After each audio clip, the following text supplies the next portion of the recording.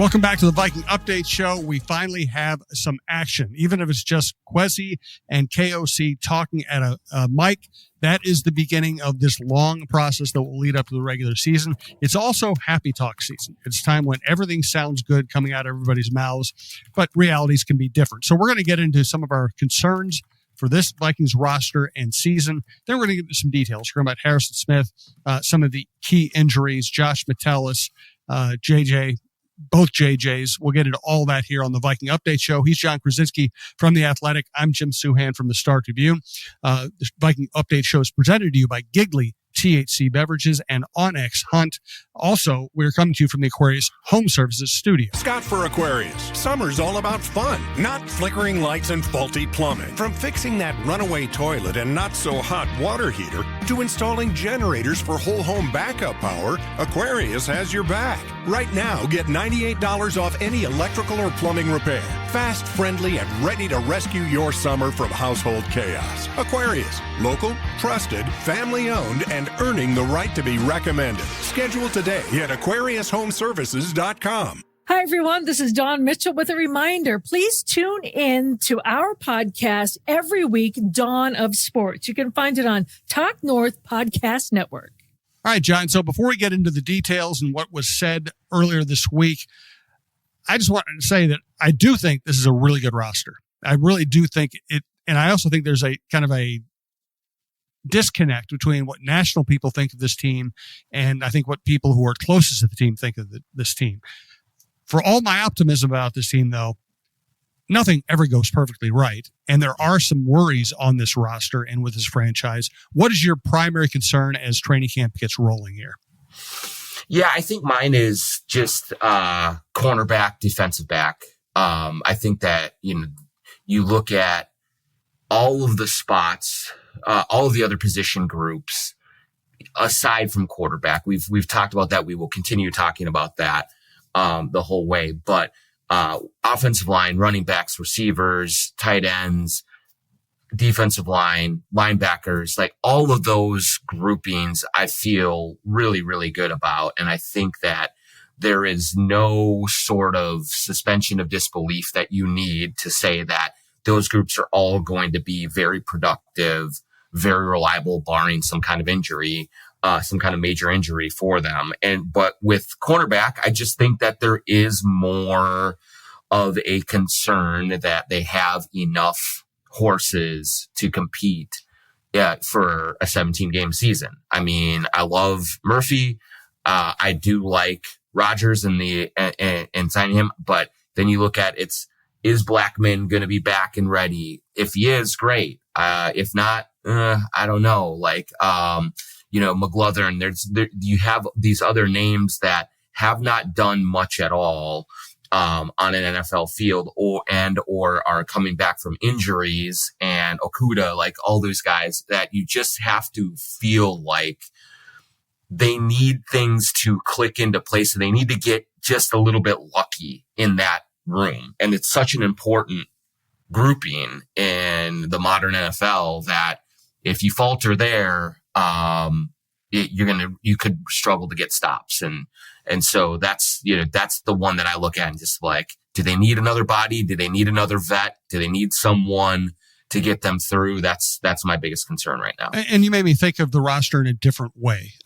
Let's do this. Let's quickly go through position groups and say, as of today, do you think they have upgraded or downgraded or stayed the same at each position? Quarterback, upgrade, downgrade, stayed the same. I'm going to say stayed the same. Because I just think Darnold played so well for all but like 3 games last year. And so that's a high bar for JJ McCarthy to clear in his first season coming off of an injury. But I'm really high on McCarthy. So I'm going to say stayed the same. I'm going to say upgrade because I feel like as well as Darnold played, I felt like there was always this fragility. There was always the other shoe dropping feeling around him. And I think with McCarthy, it will be the opposite. I think he'll play well, but I also think every time he plays well, you're going to be thinking, I just don't think he's going to fall apart. So He may not win a playoff game. He may not have as good a season as we expect, but I don't think he's going to fall apart. I think he'll be better at the end of the year than the beginning. Whereas with Darnold, I always expected him to fall apart. I didn't expect it to be quite as epic a collapse as it turned out to be, but I didn't really trust him. I kind of trust McCarthy, and I think that's a big thing. So I will say upgrade at the moment. Also, Sam Howell, I think, has a chance to be kind of a Case Keenum type, inspirational backup. I wouldn't want to see him play 3 games in a row, but I could see him being a positive in short stints. So I'm going to go upgrade on that one. All right. What do you think about running backs? Upgrade, downgrade, stay the same? Yeah, I think that's a clear upgrade. I mean, I love Jordan Mason adding it. I really think it's one of the underrated free agent acquisitions or signings across the league this year. And so I thought it was a great job by Kwesi to go out and get him to add. And the combination of him and Aaron Jones with, see what happens behind the two of them, but Ty Chandler getting another chance. I just think it's a really good, talented room. And I think that 1-2 punch is going to give them any kind of dimension that they want to have at that spot. Kwesi Adofo-Mensah talked this week with Kevin O'Connell about wanting to be a team that can go into multiple styles of fights and come out victorious, and kind of pointing to, not wanting to be trapped, going into the playoffs and, and depending on a certain kind of matchup to have success. And so having both Aaron Jones and Jordan Mason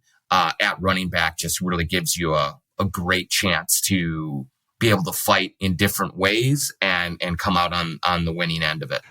Yeah, I agree. I think it's a major upgrade because of Mason, and because Mason will allow them to survive if Jones is injured or if they need to restrict his playing time. I also like the fact that last year Ty Chandler was going to be, almost a 1B type, and now all he has to be is a good pinch hitter. So I definitely think that's an upgrade. Wide receiver. I don't know exactly yet. So I'm going to say stay the same for now, but I am intrigued that Rondale Moore is sort of back in the mix quickly, and is going to be ready to go kind of pretty close to the start of training camp to get in there and get some reps. I also think that you have to factor in Jordan Addison and any kind of looming suspension and things like that. But overall, the talent group, I love Naylor, I love Addison, I love Jefferson. And so I just want to see kind of how that third, fourth kind of spot shakes out. So right now I'll say the same, but that's really just a reflection of this group being incredibly talented as it is. Yeah, I agree. I say the same because we don't know if Addison's going to be suspended. We don't know if Addison's suspended, how well they'll handle that. Rondale Moore, I thought as a rookie, looked like a budding star. Yeah. And to be able to have him as just kind of like a gadget guy, a slot guy, a moves guy, I think could be very valuable, but we don't really know exactly how much he's going to bring. So I'm with you. I think it stays about the same, but the same was good. Let's go to tight ends. Tight ends is kind of the same as well. I know they lost Johnny Munt, who actually did a bunch of different things for them. And, we can kind of, snicker a little bit about that, but it's something. And so what they do behind him because it is a team that wants to run multiple tight ends, I think. And, you have Hawkinson and Josh Oliver. So actually, you know what? I'm going to change on the fly. I'm going to say it is going to be better because I think Hawkinson, further removed from his injury and being able to start this season fully healthy and ready to go is going to be a big difference. We can look what they have behind them and that's fine. But Hawkinson and Josh Oliver as a 1-2 punch, with Hawkinson being fully healthy as opposed to not healthy this time last year, I think will make a big difference. So I'll say improved. Once again, we agree. I think Hawkinson's health makes this a better group. Oliver's a known commodity and a very good player. And, while they don't have kind of a reliable veteran that we know about like Johnny Munt, I just think they can find somebody to play that role. I agree. This is going to be the easiest one we do. Fullback, CJ Ham. Yeah, stays the same as it has forever. He is the man. And I still, it is funny though, because every year we always hear we're going to get CJ Ham more involved. We're going to get CJ Ham more involved. And then it doesn't really happen. He certainly is valuable and does good things, and especially special teams, and sprinkle him in offensively. But I kind of manage my expectations with the CJ Ham discourse at this point in his career. Yeah. And it's always, for those of us who covered the league for a long time and have heard a million quotes in the summer and in camp, most NFL coaches talk about running the ball more and getting the ball to more people this time of the year. Then the season starts, and guess what? Justin Jefferson's going to get the ball, and CJ Ham isn't. That's the way it's going to work.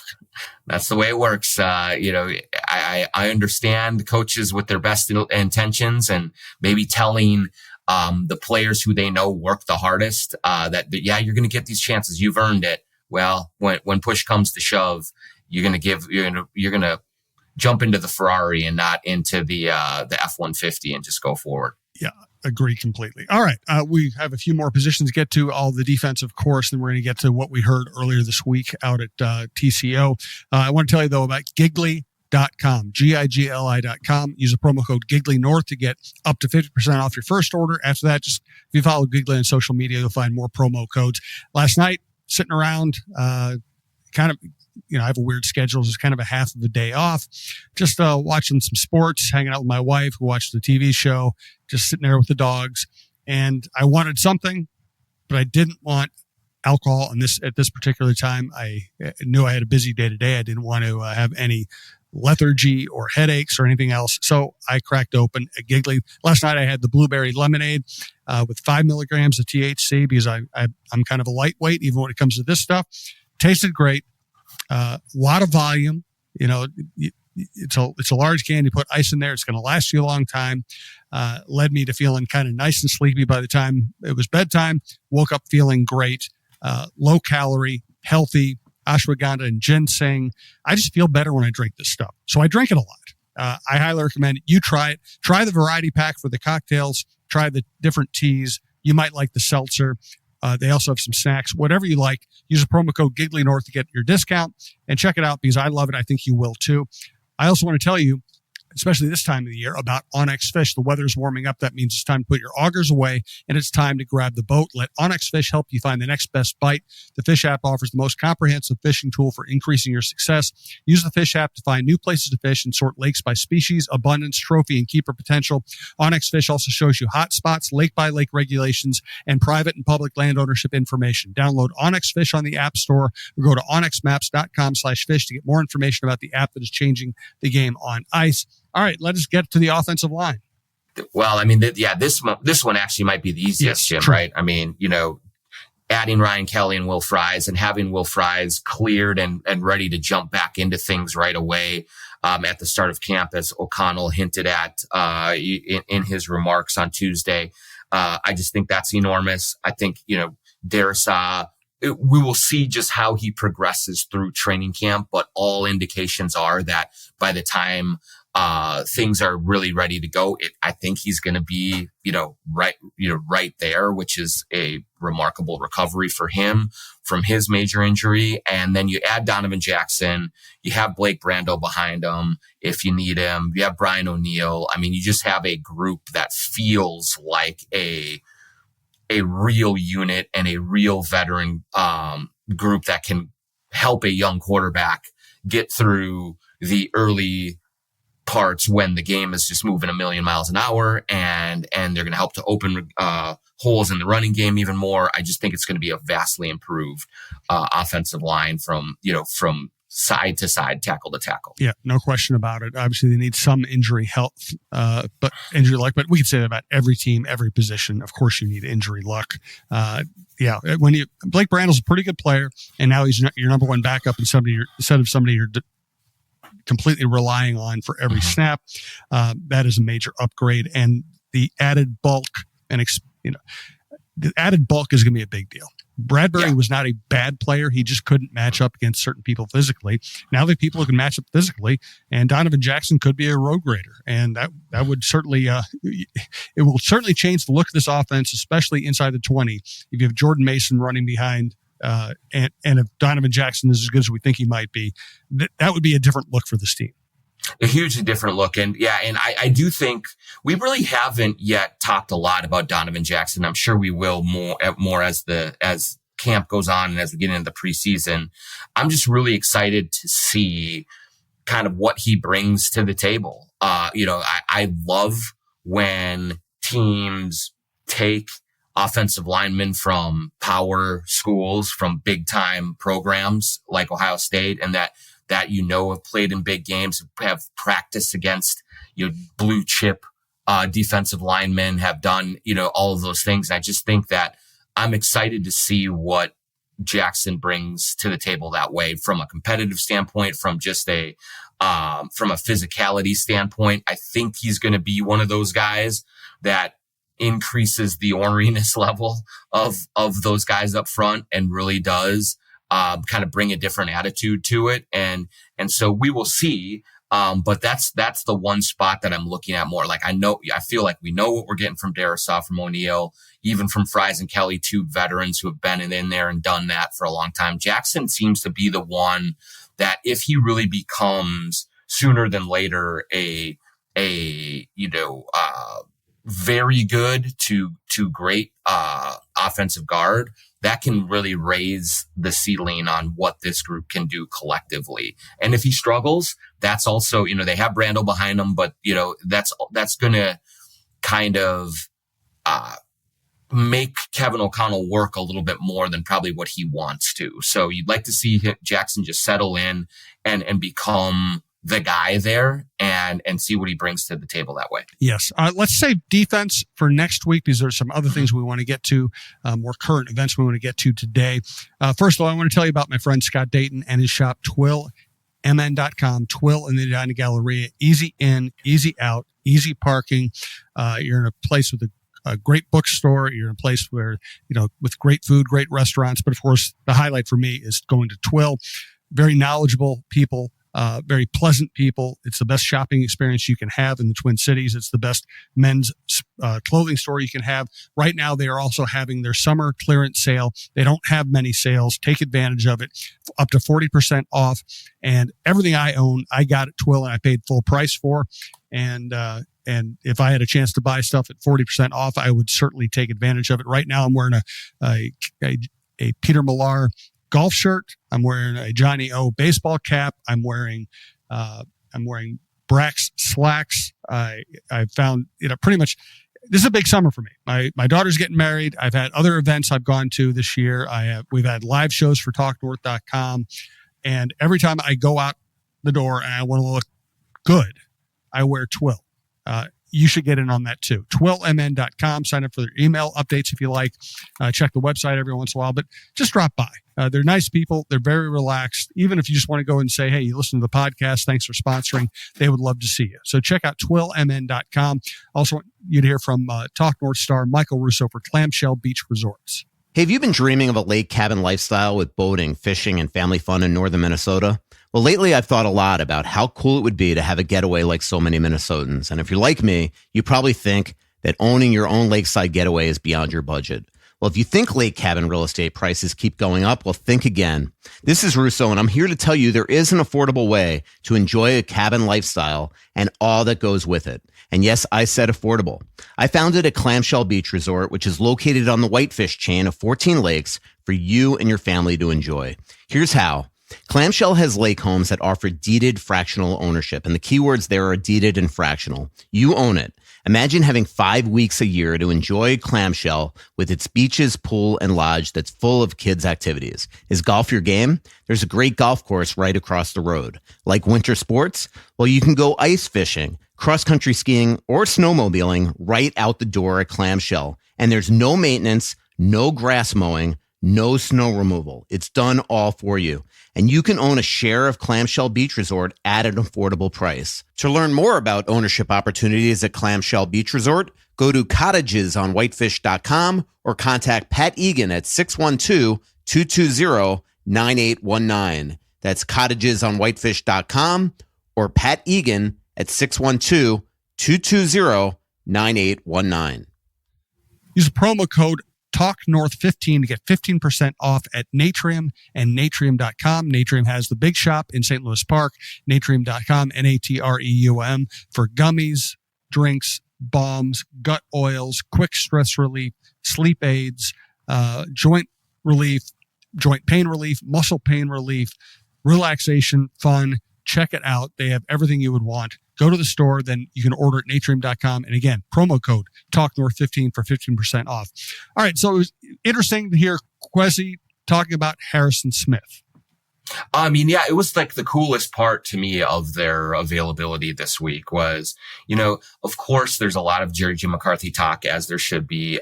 There's kind of a lot of procedural talk about getting this training camp started, getting the most out of training camp and the joint practices and yada, yada, yada.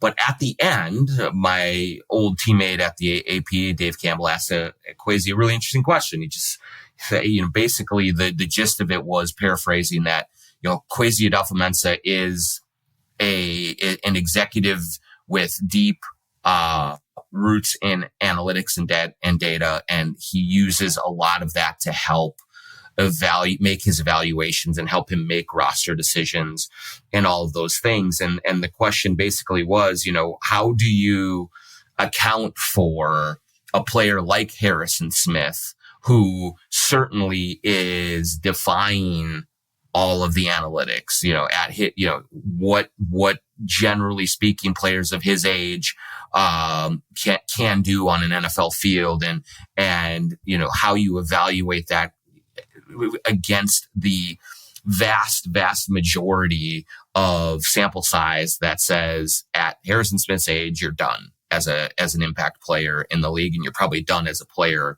in general. And Kwesi just had a really kind of thoughtful answer, just saying, that yes, he is, he does use data to help make his decisions, but he's also got to be a practitioner, and he also has to really kind of look at each individual case. And in Harrison Smith's case, he is an outlier. He is, someone that defies the odds, that defies the numbers, and just keeps going. And I just thought it was just kind of a nice little appreciation for Harrison Smith. And, he is a very quiet dude. There's been a ton written about him. We talk about him, but just as he enters probably his final training camp and his final season, as a player, I don't think we can talk enough about what he's meant to the organization, about how special and unique it is that he is still able to be a player that is relied heavily upon, not just for leadership, not just for vibes, for his brain, but also for his elite skill level that continues to be at a very, very high level on the field, in battle all year long. So, just really neat to hear Kwesi kind of illustrate it that way, but also just thinking about how long he's been here. And this should be a season of appreciation for one of, the best Vikings to suit up. No doubt about it. Also interesting to hear that the Vikings do expect Josh Metellus to take place. Josh, kind of slow played this summer because he hasn't gotten the contract he wants. I think he's in a tough spot in that the Vikings value him very much, but he's a hard guy. I hate to say this. He's a hard guy to pay a whole lot of money to because he's more of a moves guy than a true, every down player. I don't know. Maybe you look at it differently than me. Yeah, no, it is complicated because I look at him somewhat similar to Nickeil Alexander-Walker, with the Timberwolves in terms of a guy who just plays so many different roles on the court, on the field. And Metellus can be lined up, in 3 or 4 different positions or spots. So he has value at all of those places. He's obviously, as a team captain, he's one of the deeply respected veterans and a big leader in the locker room. So that's valuable as well.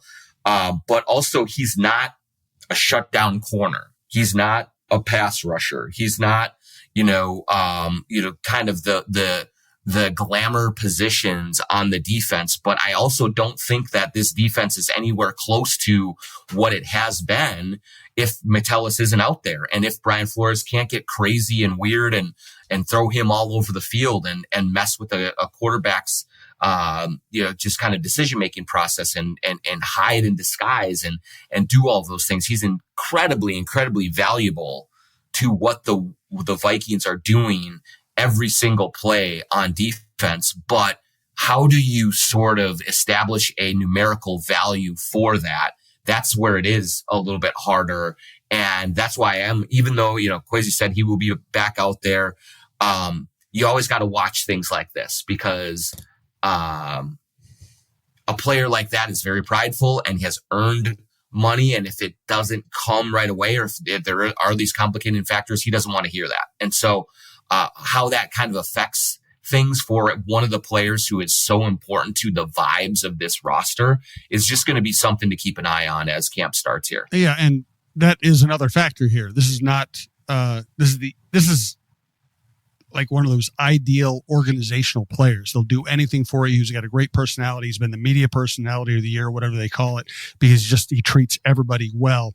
This is really not the guy you don't want to sour this guy's mood, but when it comes down to it, it's always about the number on the paycheck for a lot of players.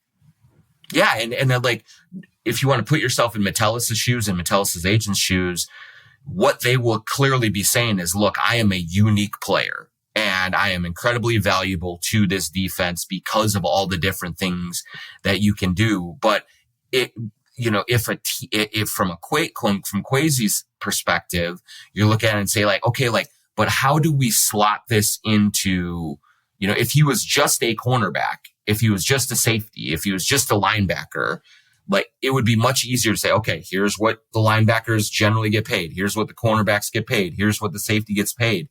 He does it all and does it all at different times and different moments. And so the conversation about establishing market value just it's a tough one. And so I think Metellus is going to be right to argue that I need to be paid more than a typical kind of jack of all trades type of a player because I'm more important to it. But it's like, okay, yeah, but what does that mean? And what does that look like? And so I don't know that it is something that is going to get done anytime soon just because of all of that. And so, and the potential it has to just upset the equilibrium on the defensive side, that's something that needs to be taken into account as they navigate this process as well. Let's do some quick hits here to wrap up this week's show. First of all, thank you all for listening. Thanks to our sponsors. Thanks to our listeners. We do appreciate it. We're also doing more and more of these shows on YouTube. Check that out as we go forward. This one is just audio only.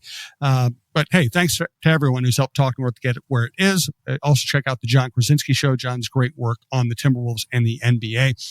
First of all, Lindsey Young, longtime Viking.com writer, has put out a book, Olivia the Brave, really good work on young people and mental health and all that. I did a column on her. We did a podcast with her on Don Mitchell's show earlier. Check those out as well.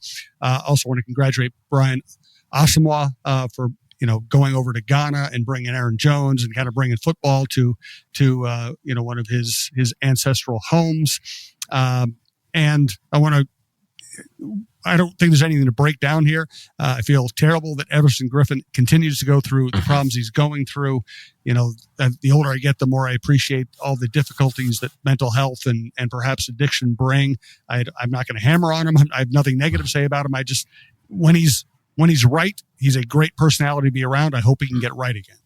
Absolutely. One of the guys that I really enjoyed covering while he was here, because he clearly did struggle with mental health issues and, with all sorts of things. And yet, I thought that for the most part in his career in Minnesota, he persevered through that and did as well as he could. Now, there was some very high profile issues that he had, and some real struggles, but I think that there is more of an understanding now than there would have been back, in the 90s, 80s, for a player and looking at it and hey, this guy is clearly wrestling with things that are somewhat beyond his control. And so, when he is kind of in a right frame of mind and when things are going well, he's incredibly engaging. He's incredibly funny. He's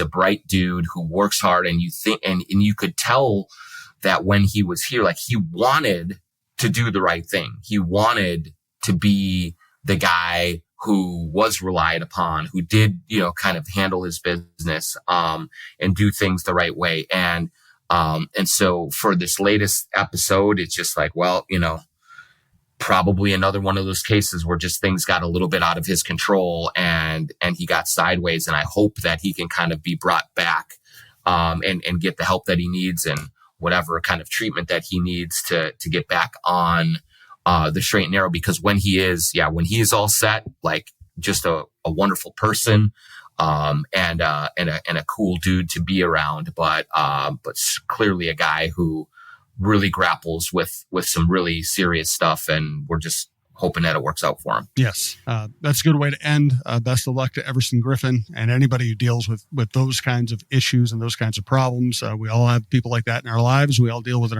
ourselves to some extent.